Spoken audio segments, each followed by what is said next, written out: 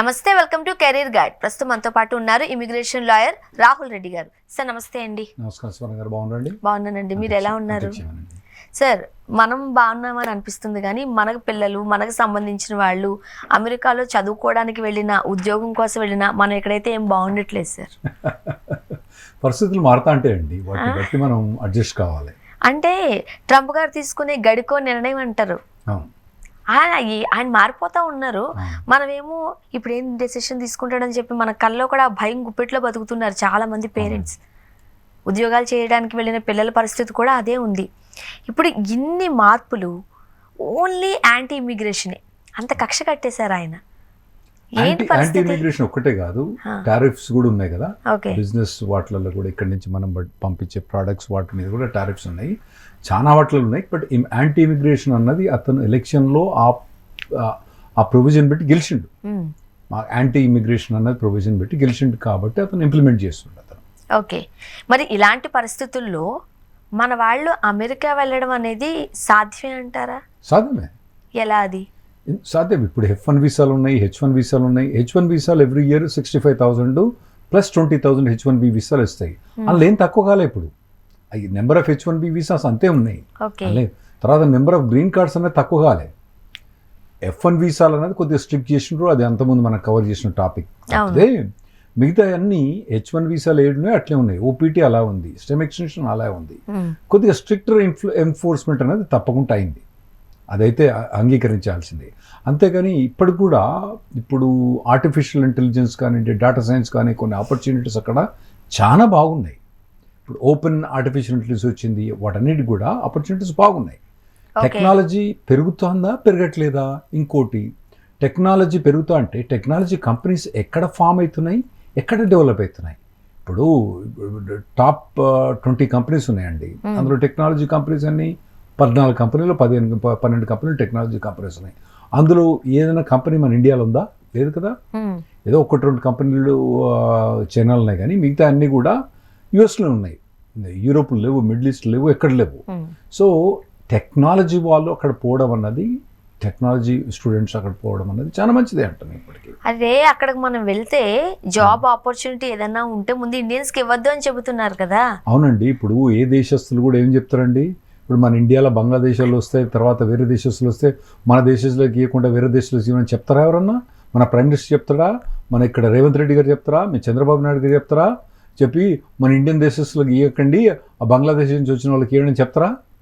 అంటే చెప్పరు. ఇప్పుడు మీరు ఇంతకు ముందు ఒక మాట అన్నారు కదా, ఇప్పుడు మన దగ్గర కంపెనీస్ లేవు, అక్కడ కంపెనీస్ ఉన్నాయి, వాస్తవమే. కానీ ఆ కంపెనీస్ లో ఉద్యోగాలు చేసే పర్సంటేజ్ చూస్తే ఇండియన్సే కదా ఎక్కువ. అట్లా ఏం లేదు, కానీ ఐటీ కంపెనీలో మాత్రం డిస్ప్రపోర్షన్గా మన వాళ్ళు ఎక్కువ ఉన్నారు. లేదా అన్ని కంపెనీ, ఇప్పుడు ఆయిల్ అండ్ గ్యాస్ కంపెనీ కానివ్వండి, లీగల్ ఇండస్ట్రీ కానివ్వండి, వీటిల్లో మన వాళ్ళు అంత ఎక్కువ ఏం లేరు. కాకపోతే ఐటీలో మన వాళ్ళు ఎక్కువ ఉన్నారు. ఎందుకు ఎక్కువ ఉన్నారంటే, మన దగ్గర ఏం చేస్తానంటే, చిన్నప్పుడు తల్లి పాలు ఇచ్చేటప్పుడు ఏం చెప్తుందంటే, ఒరే నాయనా నువ్వు ఇంజనీరింగ్ చేయరా నాయనా, చేసి అమెరికా పో, మంచిగా సంపాదించని తల్లి పాలు ఇచ్చిన నుంచి మొదలుపెట్టాను. ఆ తర్వాత మనకి ఎడ్యుకేషనల్ ఇన్స్టిట్యూషన్స్ కానివ్వండి, పొలిటికల్ ఎన్విరాన్మెంట్ కానివ్వండి, సోషల్ ఎన్విరాన్మెంట్ కానివ్వండి, అవన్నీ కూడా టెక్నాలజీ ప్రమోట్ చేసి వీళ్ళందరూ పిల్లలు అక్కడ పోయి బాగా చేస్తున్నారు. అంతా ప్రతిసారి ఒకటే తీరుకుంటుందా అండి? ఎప్పుడు ఇట్లా పైకి ఎగురుతుంటే ఉండదు కదా. అప్పుడు ఒడుకు దొడుకులు అన్నది లైఫ్లో కామన్. ఇప్పుడు ఇమిగ్రేషన్లో కూడా ఇది ఒడుకు దొడుకుల కిందనే తీసుకోవాల్సిందే తప్పితే ఇదేదో పర్మనెంట్ బ్యాను, ఎప్పటికీ మన ఇండియన్స్ పోరాదు, మన స్టూడెంట్స్ అక్కడ పోతే అక్కడ వాళ్ళని కథం చేస్తారు, H1B మనకు జాబ్లే దొరకయి, ఇండియన్స్ వాళ్ళు జాబ్లు వేయరు అన్నది మాత్రం పక్కా అబద్ధం అండి. ఇది అబద్ధం అని అంటున్నారు. సారీ మిమ్మల్ని అపోజ్ చేస్తున్నానేమో, బట్ విన్న దాని ప్రకారం అయితే ఉన్న డౌట్స్ అడుగుతానండి. H1B వీసాకి సంబంధించిన కండిషన్స్, స్టూడెంట్స్ వీసాకి సంబంధించిన ఒక నిమిషం అండి. H1 మీద కండిషన్స్ అన్నారు, కండిషన్స్ బాగానే ఇంప్లిమెంట్ అవుతున్నాయి. వీసాలో లాటరీ సిస్టంలో కూడా చాలా ఇంప్లిమెంట్ చేంజెస్ వచ్చినాయి. కానీ ప్రతి ఏడాది ఎన్ని H1Bs ఇస్తారండి? 85,000 H1Bs వస్తాయి అన్నట్టు. 65,000 ఏమో నార్మల్ H1Bs, 20,000 ఏమో మాస్టర్స్ H1Bs వస్తాయి. అవేమైనా తగ్గినాయా? తగ్గలేదు. తర్వాత మళ్ళా ఈ యూనివర్సిటీస్ అవన్నీ కూడా వాళ్ళకి వేరే H1Bs ఉంటాయి, అదో 10,000 అనుకుంటాయి. దాదాపు 1,00,000 H1Bs ఎవ్రీ ఇయర్ వస్తున్నాయి. అచ్చా, అందులో ప్రతి ఏడాది మన ఇండియన్స్ ఎంత కొట్టుకుపోతున్నాండి? 50-60% కొట్టుకుపోతున్నారు. అందులో కూడా ఏం తగ్గట్లేదు. అందులో అట్లే ఉంది, అందులో ఏం చేంజ్ కాలే. కాకపోతే ఏమైందంటే అహోరామ అంటే మొత్తం జనాలందరూ మొత్తం ఆడ పాకుతా అంటే ఆడ జాగలు లేవు. ఆడ ఉండే H1Bs ఇప్పటికి కూడా మనకు ఉండేది మొత్తం 1,00,000 H1Bs కన్నా తక్కువ. అందులో మన వాళ్ళు 60% మన వాళ్ళే కొట్టుకుపోతుండ్రు. ఇంకా అంతకన్నా ఎక్కువ ఏం కావాలి మనకు? అంటే 60,000 H1Bs ఎవరి పోతున్నాయి. మళ్ళీ ఇవి కాక L1 మీద పోతుండ్రు, ఓకే, L1Bల మీద పోతుండ్రు. తర్వాత వేరే వీసాలు కూడా ఉన్నాయి. O1 వీసాస్ ఉన్నాయి, Q1 వీసాస్ ఉన్నాయి, J1 వీసాస్ ఉన్నాయి. ఇవన్నీ వీసాస్ కూడా మనం పోతున్నారు. మనకు తెలియని కూడా తెలియదు కదా, మీరు చెప్తుంటుంటే. ఏ వీసా ఉంది, బి వీసా ఉంది అంటే సార్ ఏ వీసా అన్నది గవర్నమెంట్, కానీ సి వీసా కూడా మనల్ని చాలా మంది యూజ్ చేస్తున్నారు. ఇవన్నీ పోతూనే ఉండరు. అట్లా ఏం లేదు. కాకపోతే ఒడుకు దొడుకులు అన్నది ఉన్నది. ఇంకోటి మీరు అర్థం చేసుకోండి, ఇంతకుముందు నేను 35 ఏళ్ళ కింద ఎప్పుడు పోయినండి. అప్పుడు ఎట్లుండే, ఎంతమంది పోయేది H1Bలకు కానీ F1లు కానీ. అప్పుడు నేను 35 ఏళ్ళ కింద పోయినప్పుడు అండి, నేను H4 పోతే వాళ్ళు ఏమన్నారంటే H4 అంటే ఓన్లీ పెన్లానికే, మొగని కాదని చెప్పి అన్నారు కొందరు. అయ్యో, అప్పటిదాకా నాకు తెలిసి కూడా ఏ మొగోడు కూడా H4 మీద పోయినోడు నాకు తెలియదు, అంతకుముందు ఎవరిని కూడా తెలియదు. అట్లా నేను H4 మీద పోయినా. ఆ టైంలో H4 మీద పోయినా.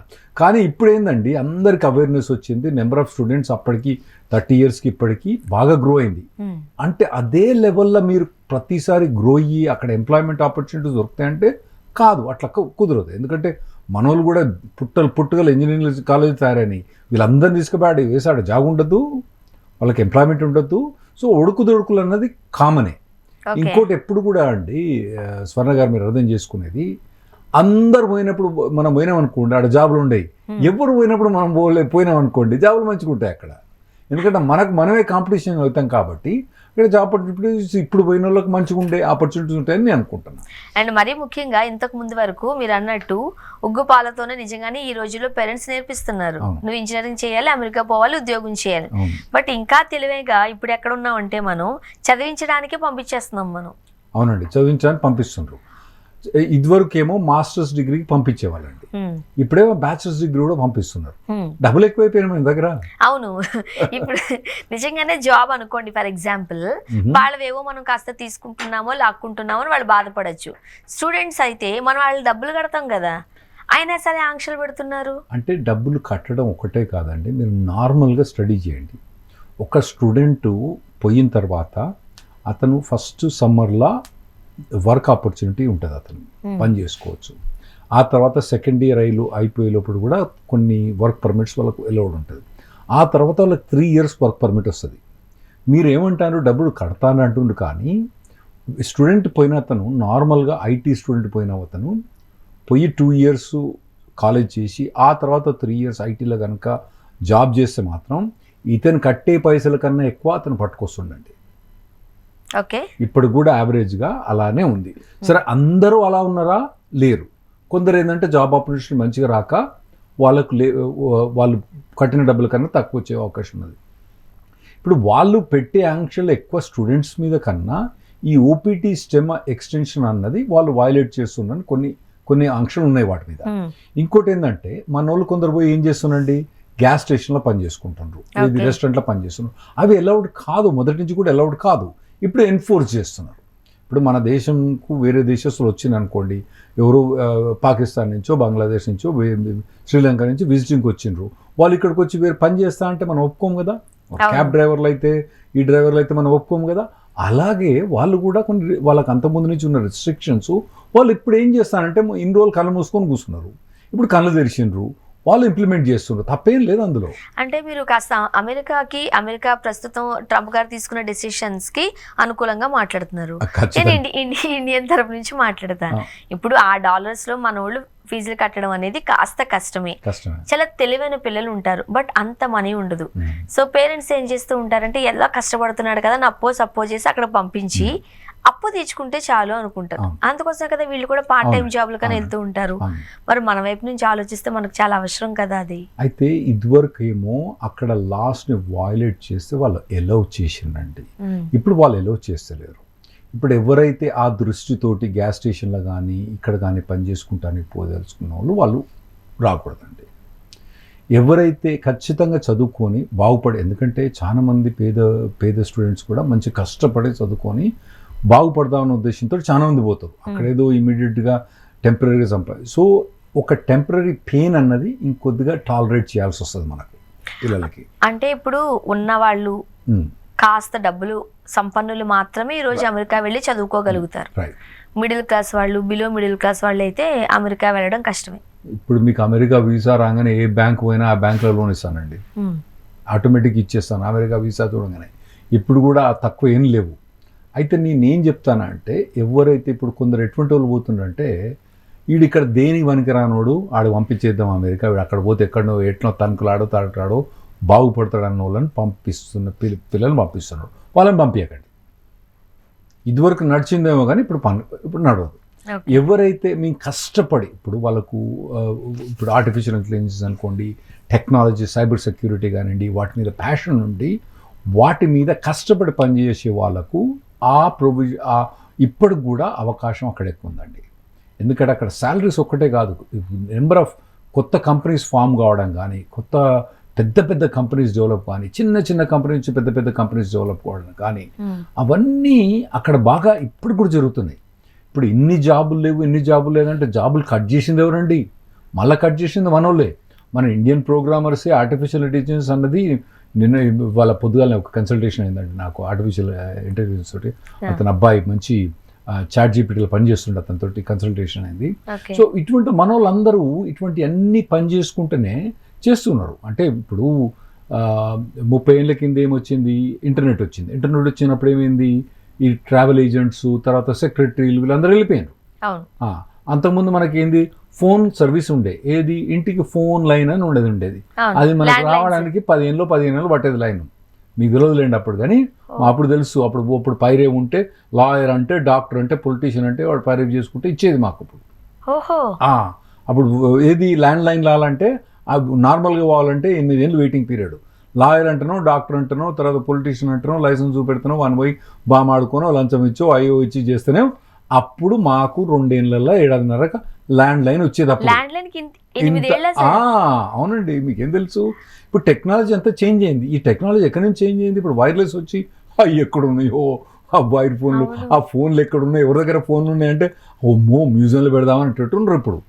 సో అటువంటి టెక్నాలజీస్ అన్నీ కూడా చేంజెస్ ఎక్కడి నుంచి వచ్చినాయండి? అక్కడి నుంచి వచ్చినాయి కదా. ఇప్పుడు మీరు వాడే ఫోన్లు ఇవన్నీ కూడా టెక్నాలజీ. స్మార్ట్ ఫోన్ అనేది డెవలప్మెంట్ ఎక్కడైంది? అమెరికాలో ఐఫోన్ అక్కడైంది కదా.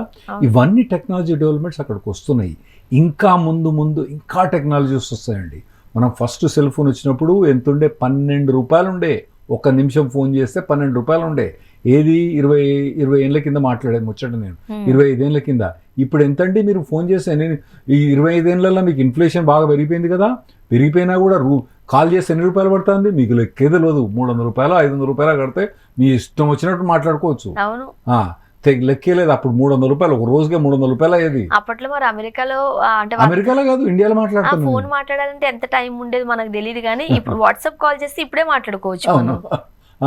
ఇవన్నీ ఫ్రీ అయిపోయినాయి. సో మా అప్పుడు $2 ఉండేయండి అక్కడి నుంచి కాల్ చేయడానికి. 1 మినిట్ 1 మినిట్, 1 నిమిషానికి $2 ఉండే. నేను ఇక్కడ నుంచి అమెరికాలకు కాల్ చేసినప్పుడు అప్పుడు అడ్మిషన్ కోసం నా అడ్మిషన్ అప్లికేషన్ వచ్చిందని అడిగితే ఇట్లా ప్రతి నిమిషానికి, ప్రతి సెకండ్కు ₹1.50, ప్రతి 60 సెకండ్లకు 90 రూపాయలు. డిక్కు అంటే నేను పైన చూడనా, ఈడ అడగనా, నాకు అర్థం కాదు. మొత్తం అని అడిగితే వాడు పేరేంద్రా అంటే నా పేరు రాహుల్ రెడ్డి అంటే స్పెల్ అన్నాడు. స్పెల్ అంటే ఏంది?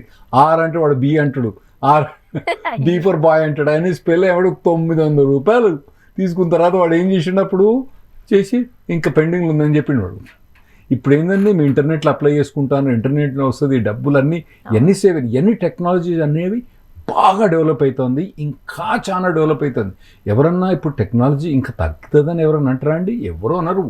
ఇప్పుడు మూవీస్లో టెక్నాలజీ వస్తుంది, యాక్టర్లు గీక్టర్లు అందరు వెళ్ళిపోతారు, ఏమంటారు? కొత్తగా నరసింహ మూవీనే విన్నా, ఇంకా చాలా మూవీస్ వస్తాయి, అన్ని ఆర్టిఫిషియల్ ఇంటెలిజెన్స్ మూవీస్ వస్తాయి.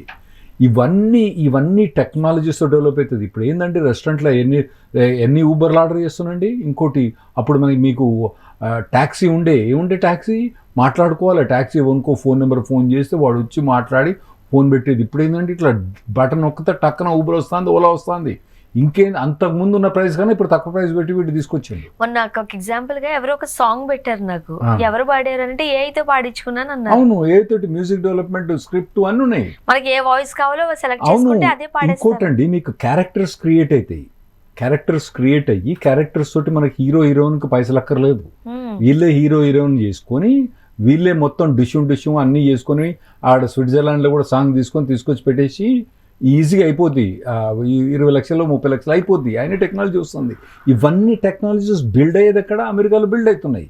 మన పిల్లలు ఎవరైతే even if they want go into movie industry, they want go into all these industry, ఒక్క ఐటీ ఒక్కటి కాదు, ఇప్పుడు మూవీ ఇండస్ట్రీలో పోయి వాళ్ళు ఎవరైనా డెవలప్ తెలుసుకుంటే అక్కడ పోయి ఆర్టిఫిషియల్ ఇంటెలిజెన్స్ స్టడీ చేయడం బెటర్ కదా.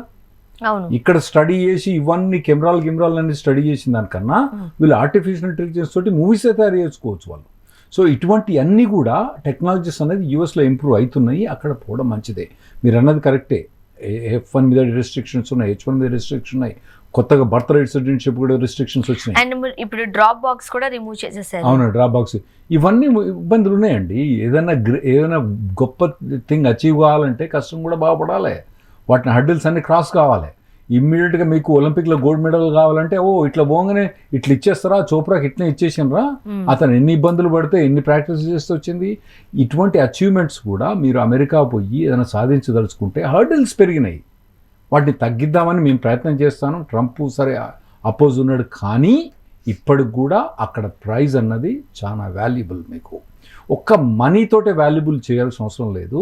అక్కడ సోషియో ఎకనామిక్ కండిషన్స్ కానివ్వండి, పర్సనాలిటీ డెవలప్మెంట్ కానివ్వండి, ఈ కొత్త టెక్నాలజీస్ డెవలప్మెంట్ కానివ్వండి, ఇవన్నీ అక్కడ ఇప్పటికి కూడా ఇన్నోవేషన్ అనేది అక్కడ బాగా జరుగుతాయండి. కాబట్టి ఇప్పుడు కూడా నేను స్టూడెంట్స్ కానీ వర్క్ ప్రొఫెషనల్స్ కానీ మీకు ఆపర్చునిటీ వస్తే మీరు కష్టపడదలుచుకుంటే మీరు అమెరికా పోవడం అన్నది ఇప్పుడు కూడా రికమెండ్ చేస్తాను. అంత దాకా వెళ్లకుండానే డిపోర్టేషన్ అంటున్నారు కదా సార్, అదో భయం మళ్ళీ మాకు. అంటే దాన్ని పట్టి ఉంటుందండి. అందరూ డిపోర్ట్ అవుతుండ్రా అంటే ఇప్పుడు కొందరు ఏం చేస్తారంటే ఇల్లీగల్ యాక్టివిటీస్లో ఇన్వాల్వ్ అవుతారు. తర్వాత ఇంతకుముందు మీకు చెప్పినా కదండి, ఇట్లా పోయి గ్యాస్ స్టేషన్లో పనిచేయడం, ఇవన్నీ ఇల్లీగల్. కాబట్టి అటువంటి వాటిలో మీరు వీళ్ళు కొందరు పిల్లలు ఏం చేస్తారంటే వీళ్ళు మొదలే డిస్కస్ చేసి ఓకే నేను పోతున్నా, నేను గ్యాస్ స్టేషన్లో పనిచేస్తా, అటువంటి అన్ని వాటిలకు వాళ్ళని డిపోర్ట్ చేస్తాను తప్పితే ఎవరైనా రెగ్యులర్గా మంచి స్టూడెంట్ ఉండి అప్లికేషన్ పెట్టుకొని మంచి కాలేజీలో పోయి ఆడ అప్లికేషన్ పోయి ఎవరైనా డిపోర్ట్ చేసినారండి నేనైతే చూడలే. ఎవరో ఒక్కడో ఏదో అయి ఉండొచ్చు, యాక్సిడెంట్గా అయి ఉండొచ్చు, కానీ ఇన్ జనరల్గా అయితే ఎవరికి కాదండి అట్లా. ఓకే, ఇప్పుడు మన స్టూడెంట్స్ అక్కడికి వెళ్ళి చదువుకోవాలంటే ఒకలాంటి భయం ఉంటుంది కాబట్టి మీరు ఏమంటారు, వెళ్ళి చదువుకోమంటారా? తప్పకుండా భయమేం లేదు. ఇంత భయం ఉంటే ఎలా చదువుకుంటారు సార్? భయం ఏది కూడా మీరు ఎప్పుడైతే ఇల్లీగల్ యాక్టివిటీ చేసినప్పుడే భయం. కానీ మీరు కాలేజీ పోయి నేను చదువుకుంటా అంటే నేను మంచిగా చదువుకుంటాను, నేను A+ ర్యాంక్ తీసుకో, GPAలో నేను టాప్ చేస్తా, అందులో చేయడానికి నేను విశ్వ ప్రయత్నం చేస్తా అంటే ఇబ్బంది ఏం లేదు. ఓకే, అటువంటి వాడికి ఇబ్బంది ఏం లేదు. కాకపోతే నేను అక్కడ పోయి కాలేజ్ ఎందుకులే నేను ఉండను, డుమ్మా కొట్టేస్తా, ఇక్కడ మాదిరి చక్కగా పోయి ఎగ్జామ్ రాసుకొని పాస్ అవుతా అంటే కుదరదు. ఓకే, చక్కగా పోయి రెగ్యులర్గా కాలేజ్ అటెండ్ కాకపోతే వాడు కాలేజ్ తీసేస్తారు. తీసేసినంటే ఇల్లీగల్ అయితే మిమ్మల్ని డిపోర్ట్ చేస్తారు. ఇప్పుడు స్టూడెంట్స్ గురించి మాట్లాడుకున్నాము అండ్ జాబ్ హోల్డర్స్ గురించి మాట్లాడుకున్నాము, ఈ కండిషన్స్ గురించి మాట్లాడుకున్నాము. మీరేంటే ఈరోజు అమెరికాను బాగా సపోర్ట్ చేస్తున్నారు నాకు అనిపించింది. ఓకే సరే, అమెరికన్ కదండి మర్చిపోకండి, బట్ మేము ఇండియన్స్, మా టెన్షన్ మాకు ఉంటుంది. మా పిల్లలు ఏదో అక్కడికి వెళ్ళి చదువుకోవాలి, సెటిల్ అవ్వాలి అని అనుకుంటాం. అసలు ఎంట్రీయే లేదంటారు. పోన్లే ఇప్పుడు అదంతా వద్దు.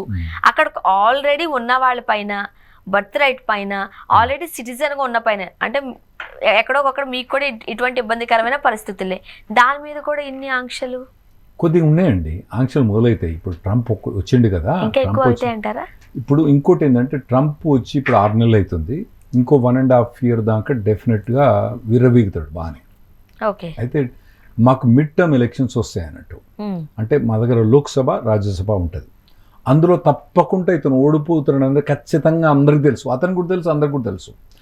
40 ఏళ్ళ నుంచి రొనాల్డ్ రీగన్ ప్రెసిడెంట్ ఉన్నప్పటి నుంచి 1985 నుంచి అప్పటి నుంచి ఇప్పటిదాకా ప్రతి ప్రెసిడెంట్ ఎలక్ట్ అయినప్పుడు ఆ లోక్సభ అన్నది, అంటే అక్కడ మేము హౌస్ ఆఫ్ రిప్రజెంటేటివ్స్ అంటాం, అదే పార్టీకి చెందిన వాళ్ళు వచ్చిండ్రు. కానీ 2 ఏళ్ల తర్వాత బై ఎలక్షన్స్ అయితే, బై ఎలక్షన్ అంటే మొత్తం లోక్సభ అయితే ఎక్కడ బై ఎలక్షన్స్ అని మీకు ఉట్టి అట్లా చెప్పినా మొత్తం లోక్సభ మళ్ళీ ఎలక్షన్స్ అవుతాయి. కాకపోతే లోక్సభ మారినా కూడా ప్రెసిడెంట్ మారడు అక్కడ, అది వేరే విషయం. ప్రతి 2 years తర్వాత అయిన ఎలక్షన్లో ప్రతిసారి కూడా ఆపోజిట్ పార్టీ వచ్చింది. అప్పుడు రొనాల్డ్ రీగన్, తర్వాత సీనియర్ బుష్, తర్వాత క్లింటన్ తర్వాత మళ్ళా జూనియర్ బుష్ తర్వాత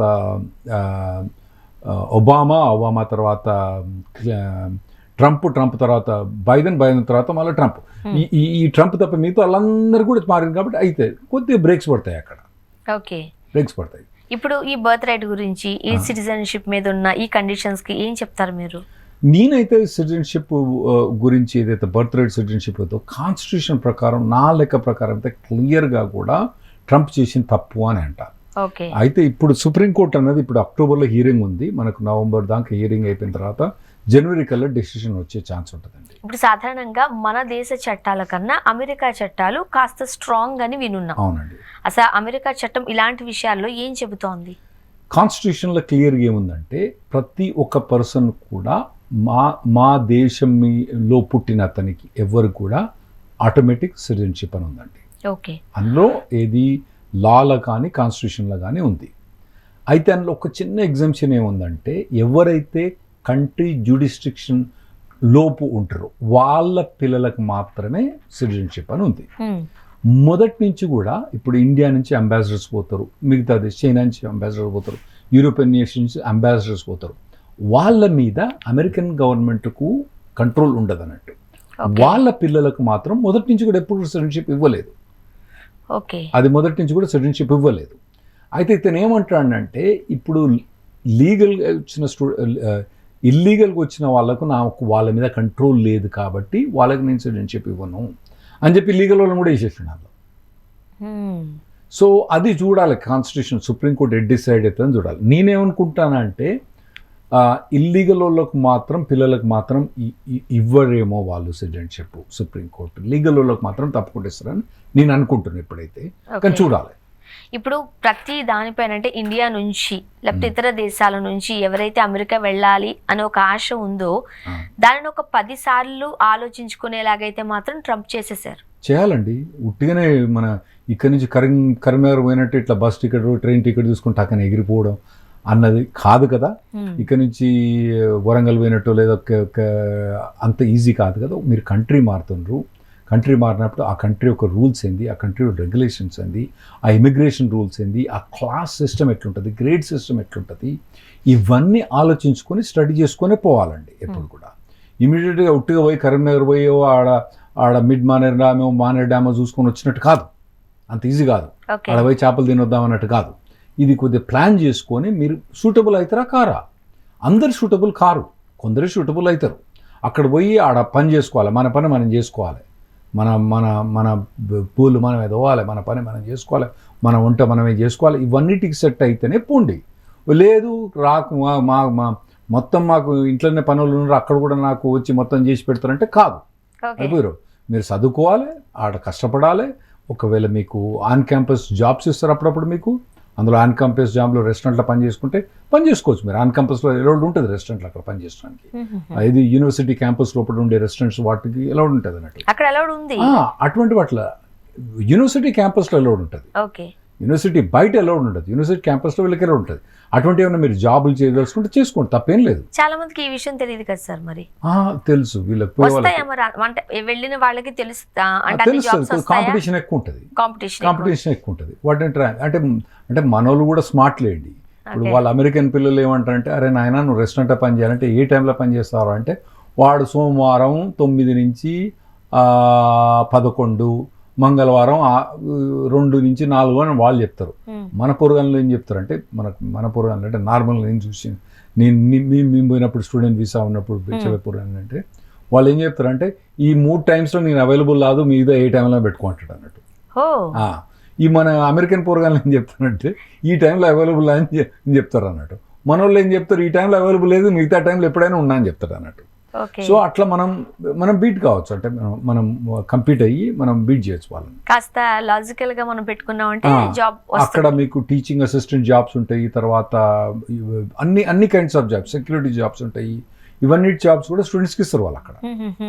ఇప్పుడు ఇన్ని కండిషన్స్ మధ్య వెళ్ళాలా వద్దా, ఇన్ని ఊగిసలాట మధ్య మరి ముఖ్యంగా చాలా చట్టాలు ఉన్నాయి, స్ట్రాంగ్గా ఉన్నాయి. కాబట్టి మీరు ఇమిగ్రేషన్ లాయర్గా ఉన్నారు కాబట్టి ఈ భయపడే తల్లిదండ్రులకి, అక్కడికి వెళ్ళి చదువుకోవాలనుకునే స్టూడెంట్స్కి మీరు ఇచ్చే సజెషన్స్ ఏంటి? ఇప్పటికి కూడా ఆపర్చునిటీస్ అమెరికాలో చాలా బాగున్నాయండి. టెక్నాలజికల్ డెవలప్మెంట్, ఇన్నోవేషన్స్ కానీ, రీసెర్చ్ కానీ, అక్కడున్న గవర్నమెంట్ బై ద లా, ఎక్కడైతే రూల్ ఆఫ్ ద లా ఉందో అమెరికా అంత మంచి కంట్రీ ఇంకే కంట్రీ కూడా లేదు. మీకు కొన్ని ఎగ్జాంపుల్ చెప్తా అండి. అక్కడ ఏదైనా కేసు అయిందనుకోండి, క్రిమినల్ కేసు అయిందనుకోండి, విత్ ఇన్ 1 yearలో 2 yearsలో రిజల్యూషన్ వచ్చేస్తుంది. ఇక్కడ మాదిరి ఏండ్లు కాదు. అక్కడ ఫ్రాడ్ అన్నది అసలు నేను అమెరికన్ గవర్నమెంట్ తోటే 30 ఏళ్ళ నుంచి నేను లాయర్గా పనిచేస్తున్నాండి. 1995లో నేను ఇమిగ్రేషన్ లాయర్ అయినా. మొత్తం బ్యూరోక్రాట్సే, అంటే మేము అప్లికేషన్ ఫైల్ చేసేది కానివ్వండి, వచ్చేది కానీ మొత్తం గవర్నమెంట్ ఆఫీసర్లే. ఇప్పటిదాకా నేను ఒక బ్రైబు ఇవ్వలేదు, ఒక బ్రైబు ఎవరైనా ఇచ్చినట్టు కూడా నాకు తెలియదు. అక్కడ అటువంటి ప్రసక్తి లేనే లేదు. ఇంత ఖచ్చితంగా ఎవరైనా చెప్పగలరా అండి? గవర్నమెంట్ ఆఫీసర్ తోటి 30 ఏళ్ళు డీల్ చేసిన వాళ్ళు మీరు ఇండియాలో ఇట్లా గుండె మీద చేసుకుని ఒక్కరిని చెప్పండి, చెప్పలేరు. అక్కడ మేము చెప్తున్నా, నేను అక్కడ ఎప్పుడు ఇంత కూడా గుండె మీద చేసుకొని చెప్తాను. నేను ఇంత మటుకు ఎవ్వరు కూడా బ్రైబ్ అన్నది లేనే లేదు. నేను ఇవ్వలేదు. నేను అసలు మా క్లయింట్స్ కూడా ఇచ్చినట్టు కూడా నాకు తెలియదు. ఏం కూడా లేవండి అక్కడ. వాళ్ళు అడగరు, అది ఉండదు. ఆ సిస్టమే లేదు అక్కడ. సో అంత క్లీన్ సిస్టమ్. మీకు బ్రైబ్ ఒకటి చెప్తున్నా ఒకటి. ఇంకోటి మీకు క్రిమినల్ లాలో చెప్తా అన్న అక్కడ ఎంత ఎఫెక్టివ్ అంటే, మీకు 93% ఆఫ్ ద క్రిమినల్ ఎవరైతే వాళ్ళని చట్టాల నుంచి పోయి కేసులు ఫైల్ చేసి కోర్టు దగ్గర తీసుకుపోతారో 93% ఆఫ్ ద పీపుల్ ఏమంటారంటే, మేము చేసినాం మరో నాకు కొద్దిగా శిక్ష తగ్గించేసి అని చెప్పి అక్కడ ఆడ ప్రేరేపణ చేసుకొని వాళ్ళకు తక్కువ శిక్షతోటి యాక్సెప్ట్ చేస్తారు ట్రయల్ పోకముందే. అంత ఎఫెక్టివ్ సిస్టమ్ మీకు లీగల్ సిస్టమ్ ఒకటే చెప్తాను. ఇంకోటి, ఇప్పుడు మీ పిల్లగాడు ఏదైనా ఇన్నోవేషన్ చేసిండు అనుకోండి, ఇడేం చేస్తారు, కాపీ చేస్తారు, ఇంకోటి కాపీ చేస్తారు. అక్కడేందంటే మీకు పేటెంట్ ప్రొటెక్షన్ ఉంటుంది. మీ పిల్లగాడు ఇన్నోవేషన్ చేయదలుచుకున్నాడు అంటే అక్కడ మీకు వెంచర్ క్యాపిటలిస్ట్ వస్తారండి. ఆడు వీళ్ళని పిల్లల్ని చూసి, అమ్మ వీడు మంచుకున్నారా నాయన, అరే నాయన నా దగ్గర $1 million తీసుకోరా, నాకు 50 పైసలు పార్ట్నర్షిప్ ఇరా, నువ్వు ఎదుగుతా అంటే నీతో నేను ఎదుగుతా అని వాడు అంటాడు. అటువంటి వాళ్ళు చాలా మంది ఉన్నారు.